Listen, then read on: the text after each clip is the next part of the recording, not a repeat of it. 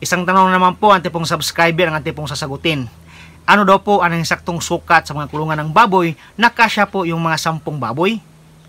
Sa pag-alaga ng mga baboy po mga kaibigan, lalo na sa mga fatining, yung kulungan nila natin pong gagawin, dapat nakadesign po siya doon po sa hindi po masyadong maluwag.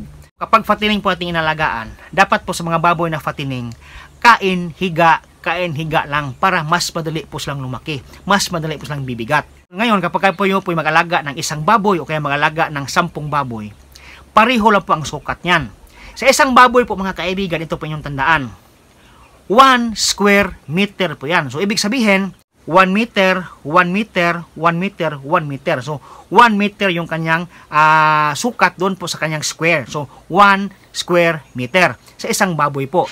Kapag 10 po ang inyong alalagaan ng mga biik, ito po ay times 10 nyo. So, 1 times 10 na biik, so 10 square meter.